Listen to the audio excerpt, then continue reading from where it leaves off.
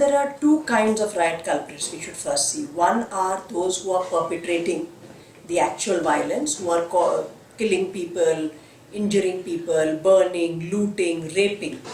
Now, these people are regular citizens. They are not necessarily state officers or police officers or politicians or any other public servant. We have seen that in the past, some of these are sometimes arrested if the investigation is done properly, and they may even get convicted after many years. We saw that in post 1984 and even post 2002 in very few cases. The reason why most of them, even that crowd, if we are unable to see any conviction, is that we have an investigating agency which I believe there is an institutional bias against religious minorities. And we are refusing to acknowledge that. We have an entire police force which is to a very large extent biased against the Muslims. Until and unless we are going to acknowledge that and put measures and oversight mechanisms to ensure that the investigation is done properly, the kind of case that is going to be produced in court is going to be very weak, and people will escape. There is another category of culprits which I think require greater attention. These are people who are in positions of state power. It can be a police officer of any rank, right up to a senior rank. It can be somebody in the executive, a minister, a chief minister, an MLA, or it can be a DM, it can be an SHO, it can be any other public servant. This category of persons, to my mind, the law is very weak. We actually need a new law, which many of us have been campaigning for, that there should be a law against communal and targeted violence. Under that law, these people should be held accountable and they should be held criminally liable.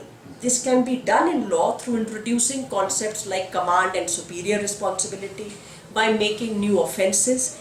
These people will be held criminally liable if the law is changed towards public servants. And to my mind, it is this layer which is most important to be held answerable. If they want, there can be even a communal flare-up, which can happen in India. I do not deny that there is discord between communities and there can be an outbreak of communal violence. However, those people sitting in state power and position have enough power today to control it, to prevent it, to stop it. The fact that Muzaffarnagar flares up in this manner, the fact that there were meetings allowed to be held with weapons, clearly shows that many persons in administrative power and authority and political power and authority are directly responsible for allowing this to happen, for dereliction of duty, for culpable inaction, and they should be held liable under law and criminally responsible for this. For many reasons, rape survivors and victims, as we know, even under ordinary times, find it very hard to get justice, not only because of the way the investigating and legal process is, but also because of the social stigma, etc., that is attached to this. During a situation of communal crime, it becomes even more difficult because there's a lot of effort made both by state authorities as well as by the more powerful community to suppress. It's the only way it can happen is if there is an enabling environment provided, which is the responsibility of the state, whether it is of providing witness victim protection, whether it is of ensuring that the testimonies are recorded properly, of ensuring that they have the wherewithal to go and depose, their statements are recorded properly. All this is the responsibility of the state, in the absence of which it's a very heavy burden to place on the woman to go and depose and to fight this battle alone.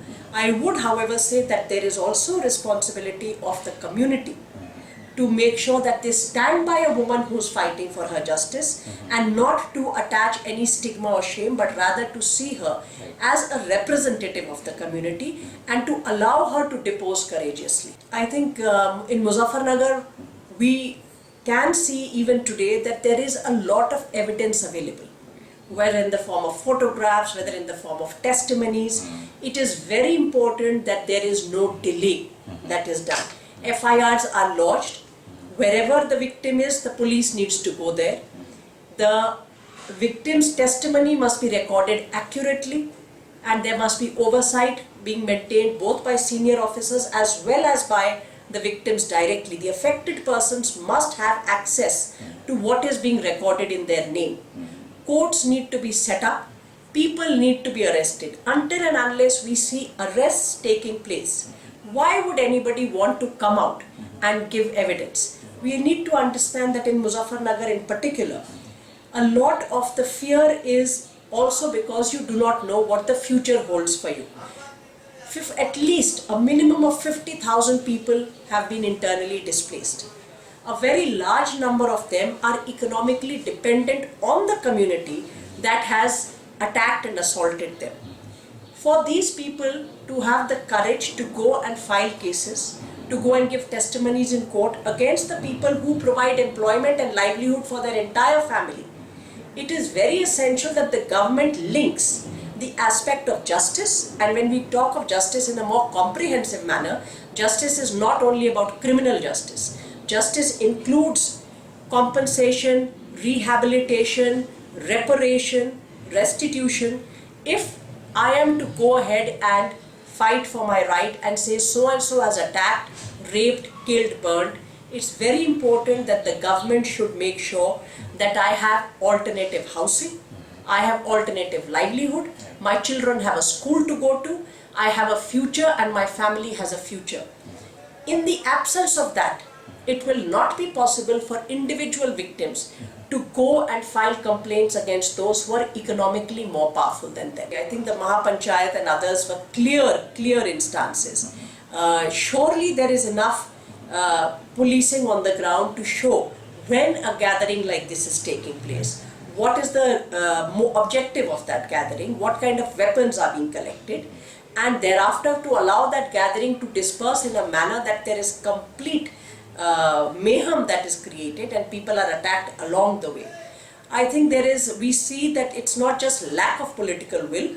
I would say that this abdication is a sign of complicity, whether through an act of omission or through an act of commission. When governments do not exercise power, their complicity is clear.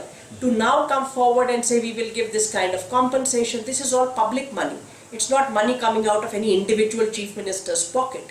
So even those who claim that they are secular parties, that they are here to protect and ensure that the rights of the minorities in this country are protected, we see very clearly that they are abdicating their responsibility. The Muzaffarnagar violence could have been prevented. If not, it could at least have been controlled. What we see now is that if the political establishment and the administrative authorities are saying that they could not do anything, I think then they themselves are confessing that they are incompetent. In which case we should ask them to please leave. Whichever SHO, whichever DM, whichever SP feels that he could not handle the situation, he should be asked to leave his position and let more competent officers take over, because these are situations where violence could have been prevented and controlled.